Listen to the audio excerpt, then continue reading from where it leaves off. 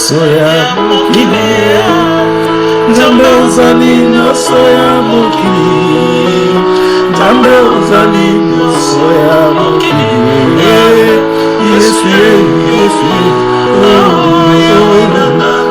ozali nyonso ya bana Kongo Nzambe ozali nyonso ya bana Kongo Nzambe ozali nyonso ya bana Kongo Yesu Sambela, la gloire de Dieu. Ambolio na mokola lelo. Bana na yo. Kaliseko bana na yo kati na ndako na yo. Tango toza na kati na ndako na yo. Toza na kati ya bolingo. Toza na kati ya motema na yo. Toza na kati ya liso yo. Toza na kati ya loboko na yo. Toza na kati ya pa makambo mosusu ya yo oyo mokili yebi te. Ozali nzambe ya connaissance, nzambe pe ya ba secret, nzambe oyo asali nyonso na mokili na lolenge na ye. Azwi conseil ya esprit te, conseil ya moto te, conseil ya banzete te, ya banyama te, mais azali ye moko le conseiller na ye moko. Po atonda na nguya na nyonso, na maso, na mokili. Alléluia. Merci Seigneur, nous te implorons la victoire. Parce que ta position est toujours victorieuse. Ton nom est toujours charmant devant tes enfants. Nul ne peut se faire comme toi. Il n'y a que toi la solution. Il n'y a que toi le devant. Il n'y a que toi qui fais le mieux. Il n'y a que toi qui nous fait arranger, nous fait compromettre par la parole de la vérité. Hosanna, Hosanna. Nous sommes vers notre prière. Seigneur, que notre prière soit sanctifiée, que ta présence divine nous implante, afin que nous nous réjouissons dans le nom de Jésus-Christ de Nazareth, afin que nous vivons dans la sainteté, l'amour, la vie et la lumière du monde, des hommes aussi. Hosanna, Hosanna, Hosanna. Et le connaissons yo Seigneur mokili, ezana ntina. Tango nyonso yo salaka makambo na yo eza na ntina. Position yo osalelaka makambo na yo elobami na ntina. Ndenge otelamaka na ndenge ofandaka eza na ntina. Moto moko ayebi secret aza te. Na position yo osalaka likambo na yo na likolo ya Sion oyo ezali montagne sainte na yo. Epa osalaka ba sanctification na yo eza na ntina. Oyebi ebotaka nini bafruit nini ebimamaka wana. Me moto aza moto tosengi yo nzambe tokoma lokola yo. Tosengi yo nzambe tozala na mapamboli oyo memeli biso na mosala monene na kati ya nzete ya mbila oyo eza mokili ya sika, le nouveau monde de Jésus-Christ. Nous célébrons la grandeur, la vérité de ce grande maison, de cette grande grandeur, la maison de Jésus-Christ. Nous célébrons la puissance dans le royaume de Jésus-Christ. Nous célébrons l'amour, le mariage de Jésus-Christ. Nous célébrons la liberté de Jésus-Christ. Oh Seigneur, on était des esclaves. Nous célébrons la connaissance dans la maison de Jésus-Christ. Nous célébrons la puissance et la force dans la maison de Jésus-Christ, parce que Jésus-Christ est la puissance et la force. En lui seul demeure la vérité. En lui seul demeure l'accomplissement et l'exécution de la parole de Dieu. Hosanna, Hosanna. Na kombo na Yesu. Par la puissance de la croix, par l'autorité de la croix suprême, que les ennemis de Dieu soient complètement écrasés, soient complètement brisés au nom de Jésus, par le feu ardent, la pierre du feu, Israël, qui est au sommet des montagnes, qui règne parfaitement par sa puissance, de sa royauté, de sa majesté. Seigneur, nous te réjouissons. Au nom de Jésus-Christ. Amen. Nakende kokutana na le Père na likolo, kombo na ye Eli. nakutanaka na ye kuna ye moko na niveau ya likolo aza seul aza ye moko to likolo eza na badimension likolo eza na badimension 7e ciel 6e 5e 4e na badimension ya ciel aza mpe susu tozobenga hors la création aza susu na likolo ya koleka basiele nyonso le cieux et la terre aza susu na likolo ninga nakenda kokutana na likolo ya balikolo feraki na ye yambi ngai natali toza bilongi moko différence eza kaka mpo na mimonaka naza mwindo ya mimonani na po celeste ya pembe ya kitoko koleka ya mindele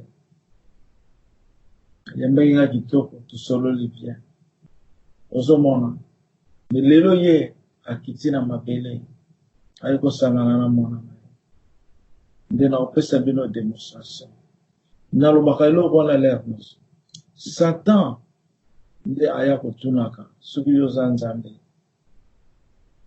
nalingi obongola lipa oyo ekoma libanga oyo ekoma lipa soki yo ozali mwana nzambe satan nde ayaka kotante c'est une tentation yango wana nde na notre père qui est aux cieux ezoloba ne nous induis pas vers la tentation parce que Satan ayebi kotante na ndenge ke mingi bakweyi mpo na tentation wana yango wana prière tosengaka notre père qui est aux cieux eza na baclé ya mystère na kati ya liloba wana ntango tosengaka yango fo bokontrolaka maloba yango ne nous induis pas vers la tentation car délivre-nous du malin pamba te Satan enclavaka nanu enclave yo enclave donc akoti soki kumbi abandi kotelekomande yo oyo alingi yo bando sala yango me nzambe eza ndenge wana te nzambe akomonisa mepai na yo ndenge paster kikesa utoloba me okoki kokoma epai ya nzambe te soki saint esprit akomeli yo te non jésus azoloba na kati ya bible na jean peut-être jean 10 ye nde abengaka biso tobengaka ye te eloko na ngai nayebisa bino ya différence ntango nzambe asali mokili boyoka malamu il a déjà établi tout eloko asika eza te mais sikoyo satan asali eloko te satan aye kodevie oyo eza na bana ya nzambe oyo nzambe esasala ye aye kobotola yango mpo arenie na yango satan asali eloko moko te il n'a rien fait mais nzambe moto aza créateur yango wana nzambe soki apesi yo yo osengi yango te bakoko na yo basengi yango te moto moko asengi yango aza te ndenge tosengaka pesanga lipa pesanga mwana pesanga nazala na sante bien pesanga ye nazala na sagesse pesanga na boye non ye déjà asayebi ye déjà sasala déjà. Il faut évaluer la parole de la prophétie. Il faut évaluer, méditer, senga kanisa, pose-toi des questions. Mutuna yo eyo kapasi eningana pona ozwa réponse. Ba misusu baza ba gracier ba botami na ba famille ya bien déjà. Ba kuti ba parents ba nginda ba koko na bango batika bomengo. Mais ba misusu ba botami na ba pauvreté.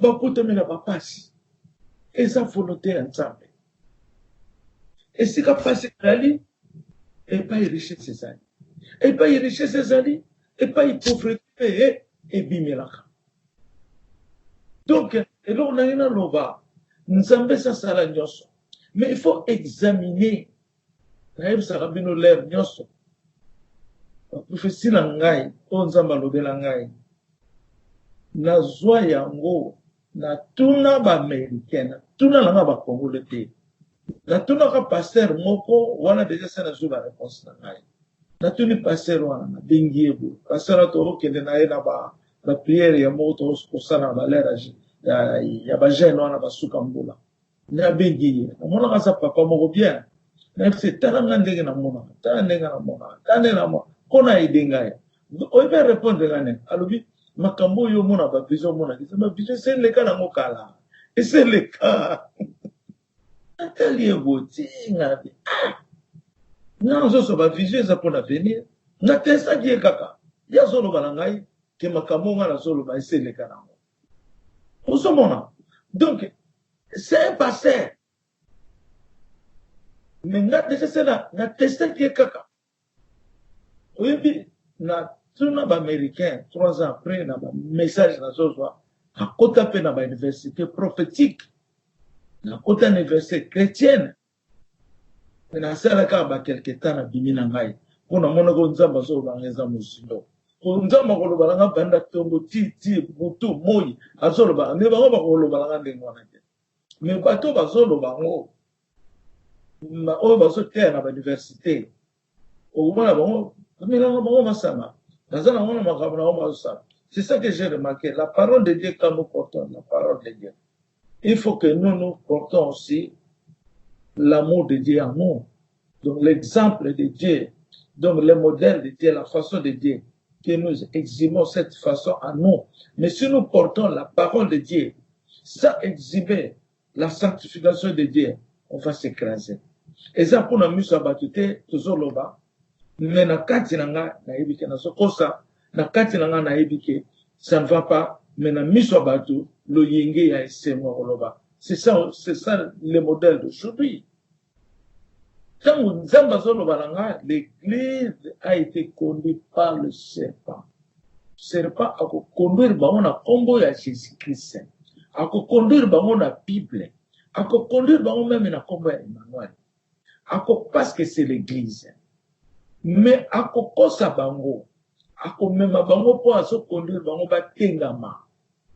Tu vois na wutake na musulman na sa de 30 ans na botame na kimbangise pa paroba ye mama na so na papa ya bokolinga na pire kimbangise kende na kamba toza bana mike osomona mais na solo bakaka bref. Il faut qu'on y ait décoder réalité, le message na yo, il y a destiné na yo, pour nous avoir le bien tindi bino, pour y comme ça bâti, mais destiné na bango. Na yo qui passe à l'auto lobawa. Il faut te y ait source na biso. Te y ait biso toza banani. Il faut examiner la parole. Pour biso tozo loba. Nzambe soki apesi yo. Oibita nzamba bana olobalanga ba makambo naza ko répondre nzambe oibike nzambe obingai oibike makambo zolo balanga la nga mote nazo bisabi na solo ne s'intéresse kana mote Jérémie même maza ko lobala nzambe na ebite pourquoi nini pour nini na ndima ina kana za prophète parce que c'est que volonté na été c'est volonté nzambe likambo eza volonté ya nzambe okomona ke est quelque chose étrange na kacha vina yo ba makambo zole ke kana ba pasteur kuna nini kuwelisa nga fina ngana welisa na ngai te ya mwana nzambe un jour alobaka na ngai likambo ngana sale pa na yo papa na yo akanisaki yango te non ba famille na yo bakanisaki yango te bakoko na yo bakanisaki yango te mais moko ta kanisaki yango ngai nzambe nde na pesi yango na souveraineté na ngai po na salaka oyo na lingi. Donc à partir de wana makanisi na ngai bandi kokola nalobi donc likambo za solo nzambe zolo balanga vraiment boye sikoya bandoko tinanga mingi ba ange bakoya omona ange ye alobi oyebi ozalaka na mabele te nzambe atia yo quelque part soki mission wana esili akokitisa na mabele yo ozomona noza moto noza quelque part alobi naza quelque part naza wapi okomona nzambe yo koyebisa nga lisusu atendi kaka ange abi bokonzi na yo euta na likolo eza ya mabele te. Angelo omona laksinga musape alobi yo na likolo oza leader spirituel na mabele oza mutu na mitali bonga naza mutu ndenge nini naza tete ndenge nini.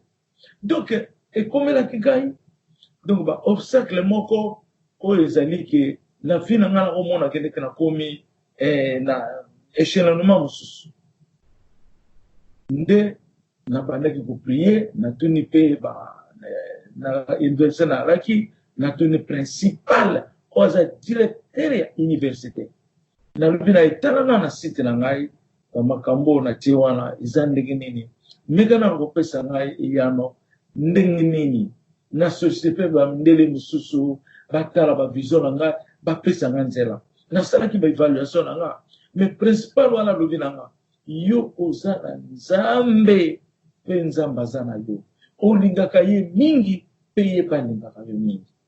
Mundele mama moko Liza nayebisaka bino mundele atali baprofesie alobi yo okoforme bapotre na Congo loboko ya Saint-Esprit ezotambola na Congo okoforme bapotre baokende koteya liloba nzambe mokili mobimba. Mutu no mutazoloba na ndenge na ye mama moko ya mundele ya 84 ans alobi na ngai yo zali prophète Élie. L'esprit d'Élie eza epai na yo. Teya amour, parler d'amour. Tu es un prophète de Dieu. Moko kaka mama wana atali susu ba prophétie na ngai ya Masuwa alobi oza capitaine officier capitaine na Masuwa ozali likolo ya gouvernement likolo ya armée likolo ya makambo ebele kwa alobi yo kosalisa ba ministère ya mike ministère na yo eza monene trop biloko ndenge ono ndima te siko nga na bana kotuna bango siko nga naza na babi continue kotuna nzambe azolobela yo parce que l'esprit parle la vérité. L'esprit parle la vérité. Ozomona donc nasalaki ba démonstration na nga ya ba recherche na nga personnel ti na lelo eza ebele toza na tante po tolobela ngo nyonso me nazoyebisa bino kaka bino mpe bokozwa ide ya koluka vi na bino ya koluka destine surtout ya koyeba bakamarade nini oza na bango baconnaissance nini na bafamille nini milieu yozali estce camarade nasololaka na ye estce mwasi nasolaka na mobali nasolaka na ye songolo nazalaka na ye présence spirituelle na bango eza ndenge état d'âme na bango eza ndenge nini état d'âme na bango eza ndenge nini. Faut évaluer na moto yo famille ezala mama boti yo papa boti yo faut évaluer c'est ça yango ezala ngala lalika nazala soki na fandi bo naza so na te na kei soki na fandi naza lisusu wana te na kei naza susu wana te ozomona donc vie na nga eza beaucoup plus spirituelle que la chair. Beaucoup plus spirituel que la chair. Donc, Nzambe abandi kolakisa nga malembe ko etroblenga te malembe ba révélation makambo ebele bakomba kutwana tokoloba te soki oza na père nayebisa bino secret tant que tu as Jésus. Il ne faut pas être complexé au complexe d'infériorité qui te donne la paix. Longola yango eza ba semence ya diable. Yami bale kolinga te omilakisa ke yo oleki bato. Zala na discrétion bato ba découvrir yo. Kolinga komila kisate atara ba discussion atara ba nini ke yo yebi pona nini nazoloba boye satande akoki koya kolobisaka yo atungisaka yo pa yoka oyo eza na kati na yo ntango yo ozosolola na bato wana yo ozomona ke yo ozosolola na bato mozosolola na bato te ozosolola na le diable. Yango na diable a provoqué bato ndenge wana okomona likambo lisolo moko koti incompréhension. Mais or que bozo solola na Satana, il faut éviter. Biloko no ebesala nini? Elongolaka bato sagesse, eperdaka bato temps ya sanctification, ekozongisa yo sima na kati ya vie na yo. Ba dispute inutile. Soki moto andimi yo te yoza songolo, loba merci Seigneur. Kimia. Silence est la réponse de l'Éternel. Silence qui humble na yo ezali kokola na Nzambe. Kokola na Nzambe. Vanité ekozongiso sima. N'importe quelle discussion ata soko yebi olingo prophète batuke yo yebi. Tu te recules sans le savoir. Jésus azalaki na mabele, azalaki na akabolaki puissance ya ye na le Père, mais bato batumbolaka ya salaki bango loko te, parce que ayebaki na kati ya puissance wana aza na mission. Il faut mission ezala liboso, il faut souffrir akufa, bongo akoya kolakisa ye aza nani. C'est ça maintenant le temps. Il est venu montrer au monde comment il est. Le temps ayaki akobisa mission. O ezalaki mission. Akobisi yango me mokili eyebaki te. Mais ayeko exécuter l'accomplissement wana. Turo yo. Yango na photo ozala mingi na kimia. Royaume nazoloba nango lelo parce que mingi bazotungisama. Baza komitungisama mingi po bayebaka bilinzesa na nani. Si lelo boza ko comprendre kaka. Maman Chantal, maman Nsimba sa pesi biso ba témoignage na ye. Eza pe minene eza facilité, mutako mona yo live boy. Ozo mona maman Chantal Beka lobi a pesi biso témoignage na minene. Naza na maman na nga mususu mwana na nga. Na koloba te pona yebisa ki ko yebisa mutu te. Mais na koloba ka likambo moko.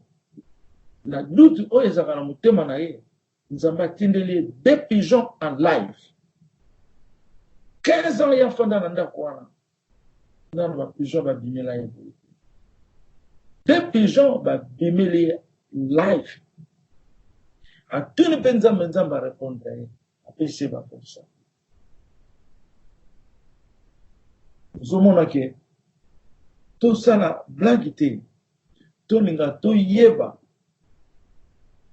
Yesu azana ngai nasalaka propagande spirituelle na nga toyeba Jésus-Christ oaza papa na ngai toyeba ye oyo aza nani nalobaka ngai te nalobaka oyo ya lobi biso nyonso tofanda na Emmanuel oaza papa elindeza ndenge ye akoloba na nga ndenge mpe nga na koloba na bino. Si lui ne parle pas ainsi, je ne parle rien.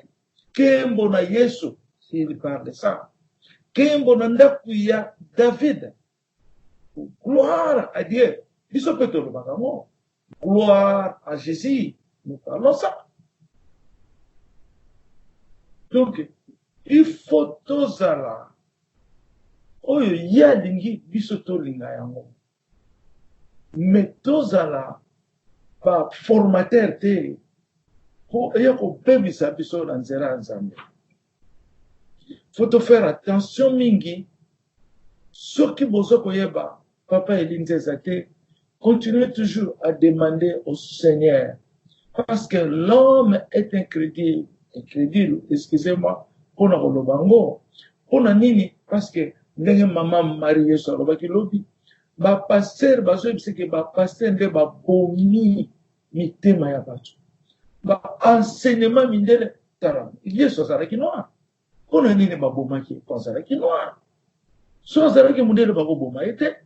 Mundele oazolo mwana nzambe. Nana koboma ye. Personne. Pour mindele bazolo kabasi. C'est voilà. Mindele balingo na rezana na bango. Mukile zana maboko na bango. Est-ce que mindele va se trahir d'abord? Non, il ne se trahissent pas. Martin Luther King Otoyoka. Bandani va trahir. Ce sont des Noirs. Simon Kimbango, ce sont des Noirs. Donc, Satana a kota na lokoso mwendo koleka même atandé. Bien moi Jésus faisait que pleurer. Akoloba na ngai. Soki na kaniseli kama Kongo nazala sona kimia. Nzamba zoloba ko. Nzamba zoloba. Soki na kaniseli kama Kongo. Jésus akabana kolela na kati na ngala obana kolela soki tango nazosala nakosala 40 minutes na nzela. Je faisais que pleurer. Oh yazolela ngape nazolela. Pour passer à kosakana te. Il souffre quand il voit ses peuples comment ils souffrent. Il fait que pleurer. Mais peuple on a Satana koti penza. Denga nyoko la Congo na mukili mobimba. Ese sikati. Mais mukili lelo bazoko lobate ke Yesu ya kubunda 3e guerre mondiale. La 3e guerre mondiale et na moko. Il est César. Pas personne qui a parlé ça. On dit Denis na loba ke yaza capitaine. Homme de Dieu n'est à l'oba qui a sa capitaine dans ma belle. Tu ne peux pas parler sur vos place à Jésus. Sur vos place à Jésus. Aucun des. Homme de Dieu n'est pas à gérer la Bible dans ma camazolo baptisé solo. Quel est cet homme de Dieu? Au gérer na comment Zambé. Au oume la te. Yes, on dit que gérer dans la moïté. Dieu m'a dit que gérer dans Zambé. Pour savoir que tout ce que je fais, ça vient de lui. Au gérer dans yenda permetama nzambe pe aye ko bakisa penza uzomona aye ko ajouter o ba yebinga te ba yebanga na sana to evaluer ka soki mutu azoloba azo senga lobi bien na kombo ya papa Elizeza na ndenga lobaka na biso nazo senga nazo sambela na kombo wana mwana na ngai ya mwasi sanki ngana lobela yake ya kokota na royo mwana na ngai lobala ngake mama na bano sambela na royaume wapi royaume ikaka moko ya papeli mais yo poza royaume soko yo koti na royaume e komi ndako na yo ko bozozo royaume ezaka ka nzambe.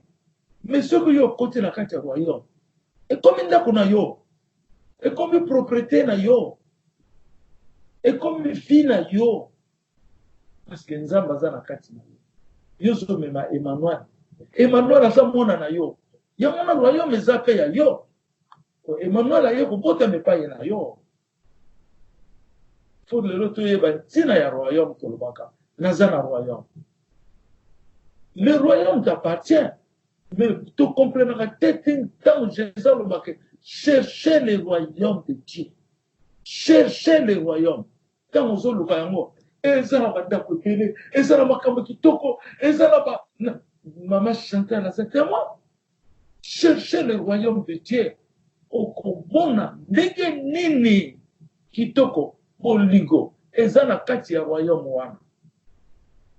Eloko ezali koboma mingi pana nzambe na royaume parce que bazo finga ngato c'est fait Dieu fait comment asolo baza mona nzambe asolo tout ça maintenant il y a bisabino quelqu'un qui a plus de témoignages nzamba le témoignage du fond des grandes épreuves ce que mutalobi kaza nzambe le total la peine ndenge yazali total la peine ba témoignage na ye Jésus yemoko nzamba témoignage qui est na ba David ba prophète nyonso baloba jango tous les prophètes hein bongo likambo ezangi témoignage likambo ezana témoignage amune na ndengo wana hein et puis landa maloba la ye landa témoignage na ye ya likolo soki tolobi to bandolo bakaka makambo ya likolo toloba ya mabelete toloba makambo na kati ya liwa epai liwa ewuta epai liwa ezali toloba makambo eza na kati ya bangomba na bamai na se ya mabele nani alobaka ngo qui parle ça nazo tuna question qui parle ça mutu aya koloba na ye makambo royaume alobi na ye royaume ya nzambe kokita boye ne bazokoka koloba même te ke Congo za Israël. Bazoyeba même ba date te. Bazoyeba même mystère ya Jésus te. Mais bino boza na grâce. Mais bozo louper grâce na bino. Parce que je parle ça. Tozo que na saison ya en un clin d'œil. Oyo makambo ko bongwana comme sous ba kozala suna mokilo te. Ba misusu ba kozala te. Toza na kati ya royaume. Mais ba misusu ba kozala te. Faut faire attention. Faut vraiment qu'on senga repentance. Na ko pesa exemple. Ndenge maman oyo apesi lelo. Moi tebe boke ezalaki na ye. Mais alobi na ngai ke obi papa comprendre que ma bête elle met les trop. Ne pas nyonso zali toza susu na kondima susu ya bien te. Yango na lobaka na ye pona provoquer batu na occasion de chute te. Mais na ye po batu bazwa occasion de la liberté. Mais ezala occasion de chute te. Nzamba tindeli bino lipa na bino. Vous faites que douter. Yango na Congo est souffrir. Congo ce que souffrir mingi bambola bambola.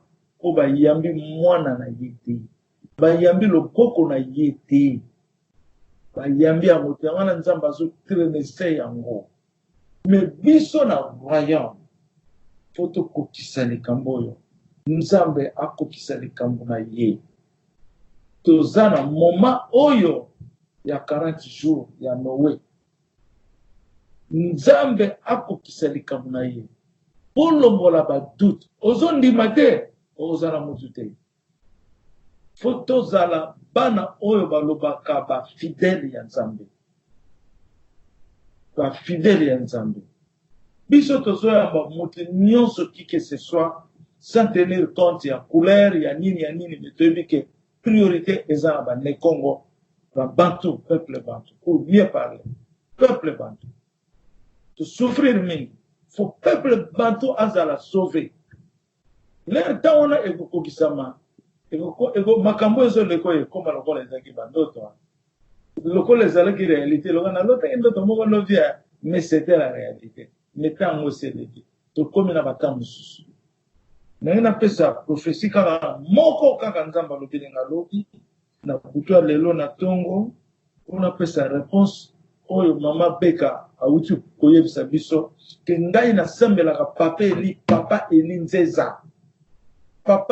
nzeza na lobi te ke to sembelaka na kombo ya papa eli nzeza. Faites attention, kombo ya Jésus Christ oyo epesami na biso po to sembelaka mpona ye.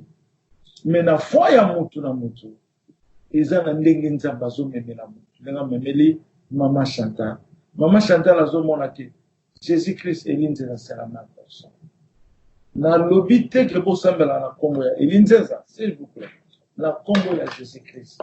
Mais mutu na mutu nzamba azomema ye na ndenge ya compassion bolingo na ye na linga ko yoka ba prophète bele wana ba pasteur pour nzambe sa yebisanga. Mon fils, lève-toi, la vérité est à ton côté. Mon fils, lève-toi, la vérité est à ton côté. Nana kono yoka le sous vérité ya dini.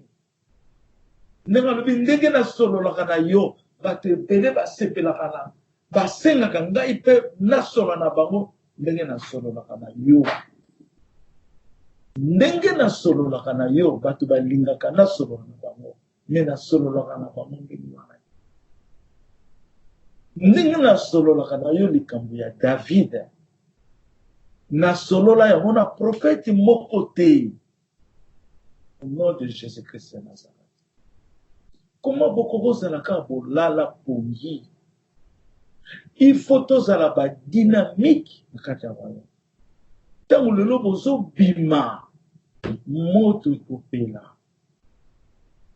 Bato bato ba uchi wapi. Ba uchi wapi. Bozo mona bozo muke, me mukile kolanda bino. Je vous dis la vérité, rien que la vérité. Autant la race n'a été ce que moi sur le mobile. Donc, photos à la Elikia, ya koyeba Jésus Christ de Nazareth asa zongi na mabele azongi ndenge nini aye na image ya nzete ya mbila ntango nazoloba message ya le fondement de l'église tolobaki Emmanuel aye lokola nzete nzete wana eza na betape misato na likolo qui veut dire le Père, le Fils, le Saint-Esprit. Nzete wana eye lokola mwana wana lokola bote misika le fait que mwana wana zokola makambo pe ya sika eza koya donc nzete wana eza Emmanuel parce que Jésus-Christ ayaki na kombo ya Jésus-Christ mais ntango alobi ya kozonga azoki na kombo ya Emmanuel eloko moko lelo nzambe alingi nayebisa bino yango nalobaki napesa nano profesi wana te ntango nzambe aza koannonce naissance ya Jésus-Christ abotami na Marie azoloba na Marie par l'ange okobota mwana mais Jésus-Christ alobi je vais au Père nazongi au Père batuni okorestaurer le royaume alors ce n'est que le Père qui a l'autorité de répondre à cette question mais Jésus-Christ personne n'a parlé quand Jésus-Christ va revenir. Il n'a pas parlé. La seule mention qu'il a parlé, qui est royaume, et na Luc, royaume et quoi tirer personnalité à partir. Donc, dans le deuxième retour, il y a Jésus-Christ. Bien. Dieu n'a pas beaucoup parlé, peut-être à je reviendrai reconstruire la tente de David avec ses ruines. Alors, il n'a kozonga, une promesse, mais alors, il n'a kozonga la terre. Quand on a versé à Esaïe 7,14, dans Matthieu, qu'on a alobi, une femme vierge enfantera un fils qu'on appellera Dieu avec nous, qui s'appelle Emmanuel. Donc, on va s'en soigner. Mais, Bible, ezoloba penzate, ilembo, oyo yeso kozongela, akoya na famille nini, akoya na qualité nini, akoya nini. Na bino totanga na Bible na bino, est-ce que ça na verset oyo ezopesa mention ndenge ange akenda koyebisa Marie ke yo kobota mwana ndenge David baloba est-ce que ça na ba mention ya kopesa pena clarification que Yesu ndenge kobota mezali ezali akoya lokola muyibi ezali akoya lokola muyibi ça nous dit beaucoup est-ce que nzamba pesa ki détail ndenge Yesu akoya na ndenge kobota mana ndenge ozala na bino ceux qui m'ont dans la version Bible c'est biso et vous en avez bien tani ni yakoya ezali quand on zamba zolo je ne vous laisse pas orphelin vous me verrez na oya kanuni apesa ki bilembo ba trouble gozala mingi boye ba faux prophète bakoya mingi bakoloba ke bazaba Yesu mais est-ce que ba pesa ki description a obota mawapi na famille nini avozala boye to nini zate aoya mokolo nini azako lobaka le royaume est avec vous est-ce que alobaki yango mais alobaki ke na kozonga alobaki na kozonga est-ce que tokokondima te kaka kozonga ntango ya alobi ya kozonga oya ndenge epai yaki na ndenge liboso to na ndenge mosusu nzambe alingi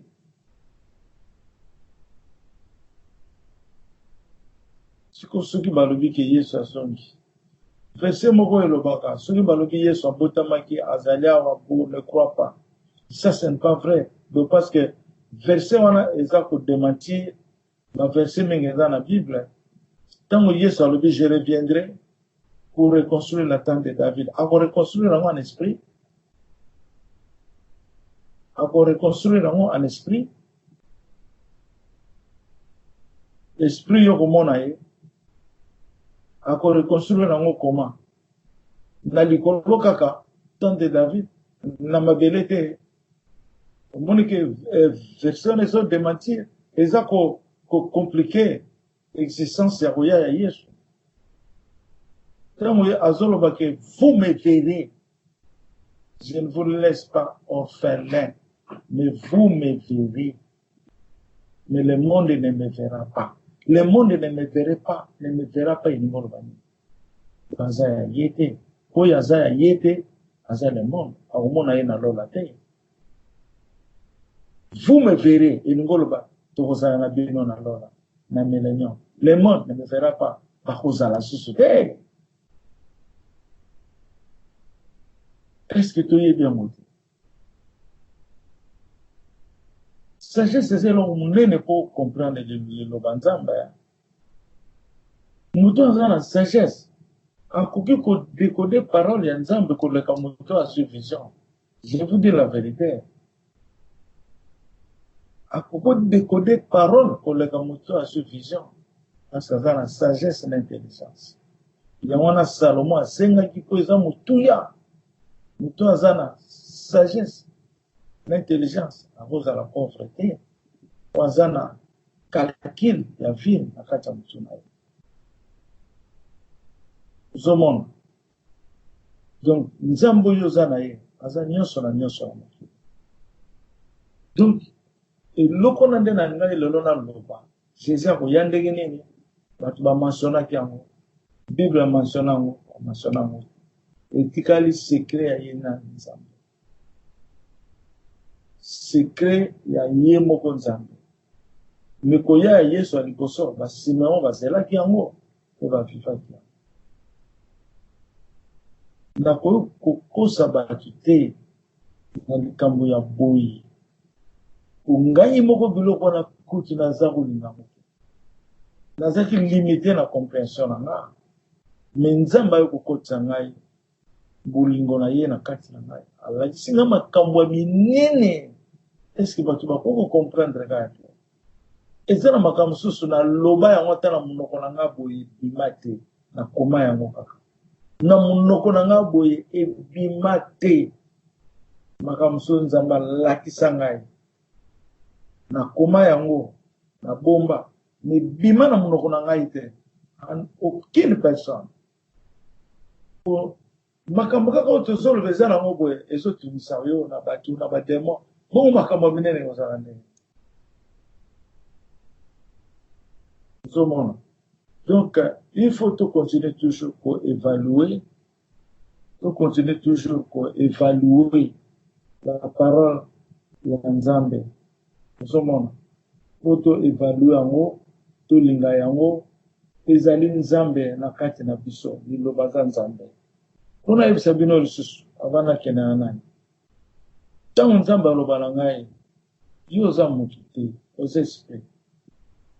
Momoni ntango nabundaka na besprit, ntango babundisaka nga, me namonaka bango. Soki yo oza esprit te okomona bango te.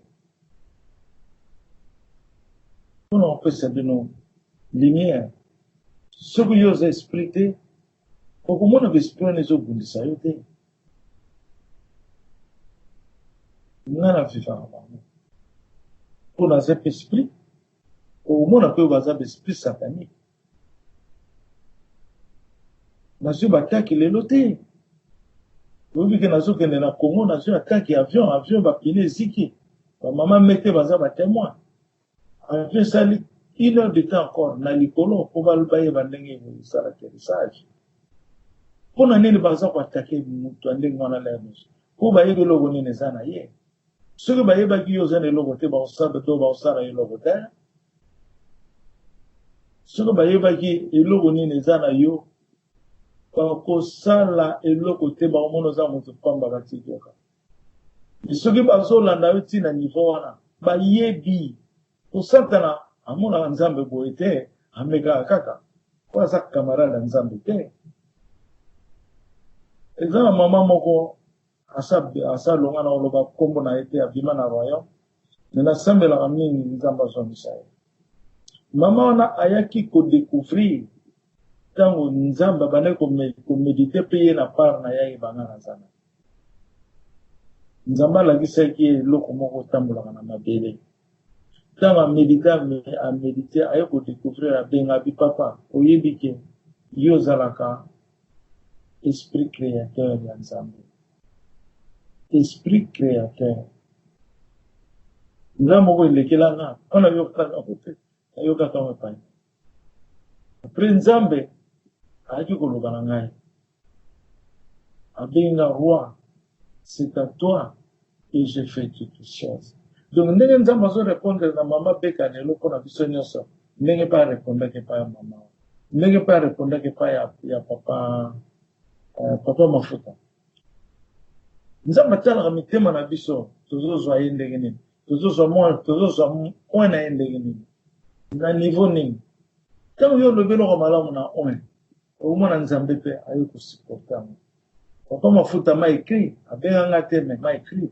mon seigneur une semaine après nzambe a déclaré nga nazali seigneur mon seigneur lève toi nzambe alobi yango ozomona donc mwana mwasi wana ntango aye koloba yango abipa mpe yo ozali esprit créateur nzambe asala makambo nyonso apartir na ye nzambe mpe aye koloba yango roi à toi que je fais toutes les choses eloko nyonso eza na likolo na mabele j'ai fait ça à travers toi se nayebisa bino ndenge asala fondation ya likolo ndenge esalama nayebi na extrémité ya likolo fondation ya likolo ndenge esalama nayebi ozomona mpona kena eza na kaka message ya moke kaka mpona koedifie bana nzambe mpona réponse ya mama Chantal oza lundi le 15 eza kaka na ntongo wana ba 6h49 nayoki nzambe alobi Jésus égale Élie alobi lisusu Élie égale Élie nzeza la répéter Jésus égale Élie oyo tolobaka Élie abashitashani naloba ntana nani moko ya po parce oyo biso tokoloba na w eza yango wana te elaki bacomplike wana yango te tokoloba ndenge bible elobi mpenza donc Élie wana oyo tozobenga le père oyo nayebisi binoki nakutanaki na le père Élie wana nde oyo yesu abengaki Élie ye wana azalaka na likolo ye moko ozomona Jésus égale Élie donc yesu oyo ayaki na mabele oyo akufaki na kuruze c'est lui-même le père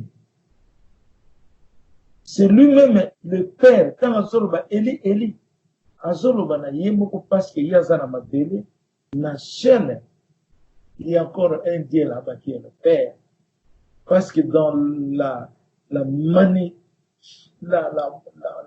puissance de divinité ils ont le Père, le Fils et le Saint-Esprit.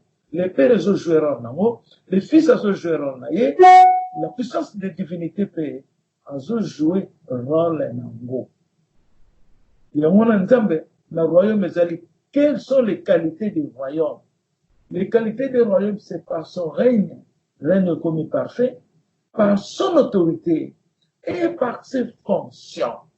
Et c'est Dieu qui joue ce rôle par ses fonctions. Kaka nzambe moko wana aza fils, kaka nzambe moko wana aza père, kaka nzambe moko wana aza le Saint-Esprit. C'est le mystère de Dieu. Alobi, Élie, alobi Jésus égale Élie. Virgile wana nazokoma. Alobi Élie égale Élie nzeza. Donc Jésus aza le père aza Élie nzeza.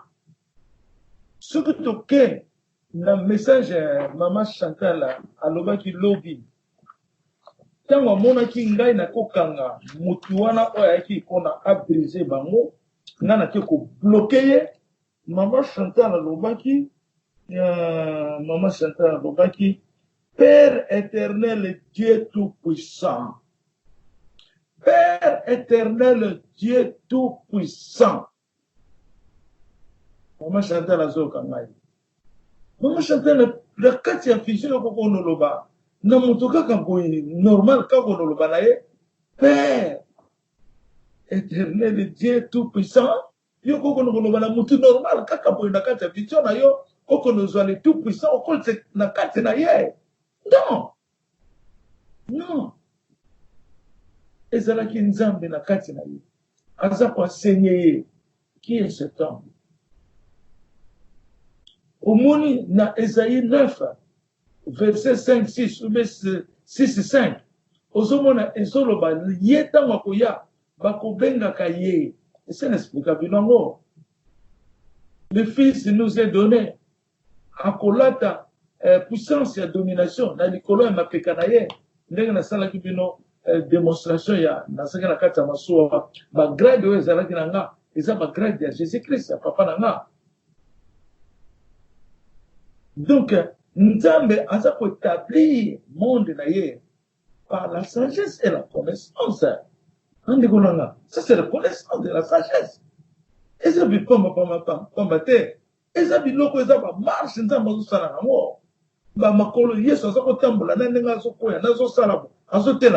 c'est la connaissance. Et ça, c'est la sagesse. C'est la puissance de divinité. Après, Nzambe a eu le lobby. Eli, Jésus égale Eli, Eli égale Eli Nzeza. Donc le père azali Eli Nzeza. Ozomona, ayoko loba lisusu, kona suki sawa alobi, ozali, alobi na ngai, ozali mokokisami. Oyo ekomi deuxième fois. Que mon père me parle aux ali mokokisami. Mokokisami, jamais. Quand ma femme ici na trône, il y a Jésus na mabele. Alors, na femme ici na trône, il y a Yesu na mabele. Alors, nanga ozali mokokisami. Après, alors, nanga marche en amour. Mais est-ce que dans la zone tangawa, yango moko na lobaka kaka mikolo nyonso na changeaka te na longolaka te me moto azokosa boyebela ye lelo olobaki boye ndenge nini lelo olobi boye me likambo eza na kati na yo ezali sanctification ekokolonga te alobi na nga ozali ngai Eli Nzeza Nazali mokokisami. Ce n'est que Dieu qui y est l'accomplissement, pas quelqu'un d'autre. Il y a une réponse. On a fait na Maman Chantal, na ba vision na ya zwaki, batu ba kanise ki keza faux. Tous années, Nzamba yeko répondre ngo que Maman Chantal a parlé la vérité, rien que la vérité. Cet homme-là, il est le Père éternel, Dieu tout-puissant.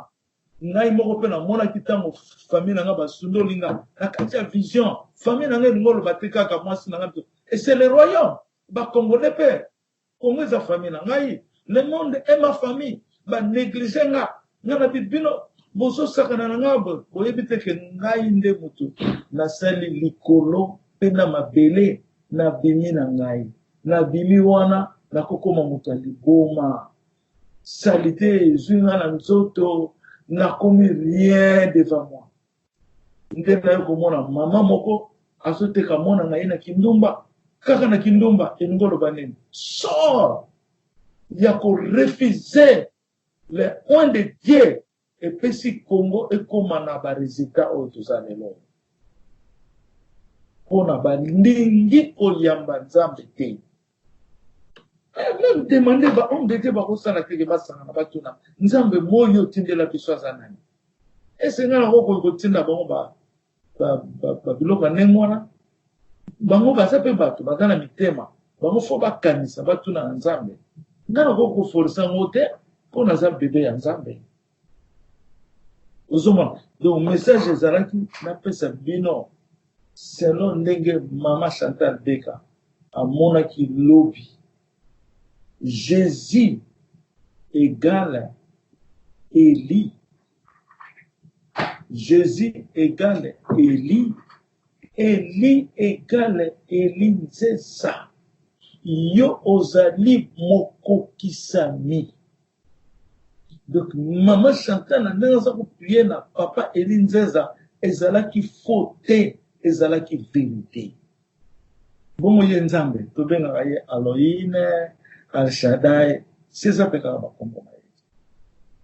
Ako zala Élie Nzeza te, Élie Nzeza ezali direction pa nzambe azali. Ozomona nde yango wana bandeko na ngai nalobi yango avec toute vérité, rien que la vérité. Oyo bakozwa yango on a dit que le loba est okende musika. Oyo bakozwa yango ce sont des mensonges. Bango na nzambe na bango. Mais Élie Nzeza azali oyo nzambe aponi po aya ko vivre na mokili na bana ya nzambe.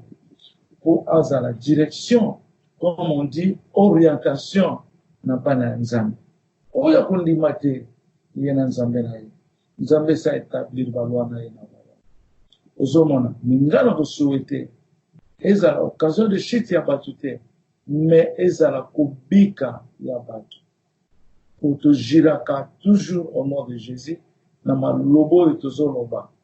Ozomona, ceux qui m'ont dit, kaka baloba kaka, nzambe, likamba pa nyoso, ya nzambe, non. Il faut taler la likambo ndenge zali.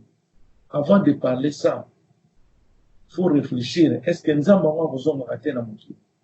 Si maman mona ki Jésus te. Nzambe wa bozonga la ndenge nini? Tokoyebela ye ndenge nini? C'est par la parole. C'est par l'accomplissement. C'est par l'exécution de la parole de Dieu. Nde tokoyebela ye. Makokisami. Ndenga lobi ozali mokokisami. Nzambe tanga lobi ngango deux fois. Ozali mokokisami. C'est la vérité. Parce que ça lobi ngango deux fois. C'est la vérité, rien que la vérité. Na kombo ya Yesu. Epemi wana lelo na zone sili loba. Epa ya papa Moz Kikesa.